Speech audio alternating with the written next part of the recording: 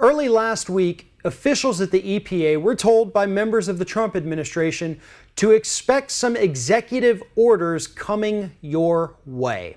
Now, according to the EPA officials, they were not told anything beyond that, other than the fact that, hey, executive orders are coming and they're going to affect your jobs and your agency.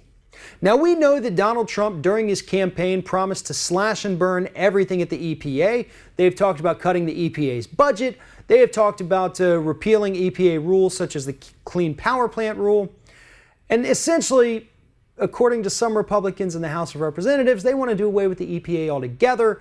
Trump hasn't specifically said that, but again, Republicans in Congress have.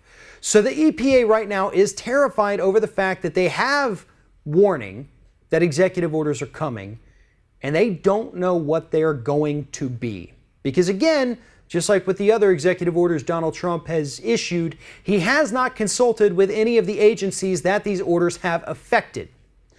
But here is what is so terrifying about this.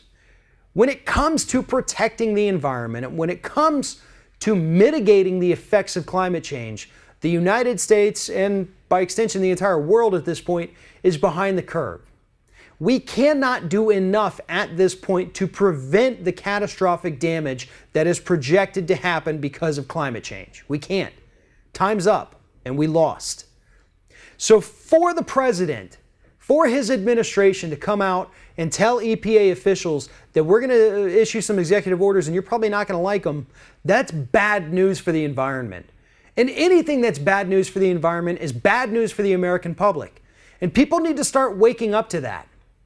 EPA regulations do not kill American jobs. EPA regulations and safeguards and safety standards actually create a net economic benefit, and they create jobs. They create revenue. They're good all around.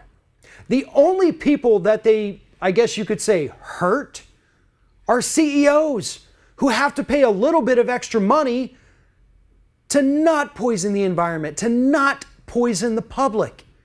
Is that such a bad thing? Is it a bad idea to have an organization out there that makes sure that our water is clean, that our air is clean, that the land is clean, that our crops aren't damaged? Is it such a bad thing to have somebody looking over corporations' shoulders to make sure of this? If it is, I don't get it. Because we need that. We need oversight in the United States. Oversight is not a bad thing. Both from a consumer standpoint and from an economic standpoint, it makes perfect sense. We're going to lose so much money as a country, projected in the tens of billions of dollars from the cuts that are being made to the EPA. It's going to cost jobs. It's going to create more illnesses in the United States that lead to more sick days, that force corporations to pay out money for people who aren't able to show up for work. How does that work for companies? You may not want to pay the money to keep the air clean, but you're going to be paying money for the increased number of sick days that your workers call in. You still have to pay them, but you're getting no productivity. Why don't you run the numbers on that and tell me which one is greater? But that's what we can expect. Donald Trump has made it clear that his administration is an enemy of the Environmental Protection Agency. The Republicans in the House of Representatives have made it clear that they want to get rid of the Environmental Protection Agency. You know, this EPA, it was created by Richard Nixon, one of the only good things Richard Nixon did. This is a Republican legacy, the EPA.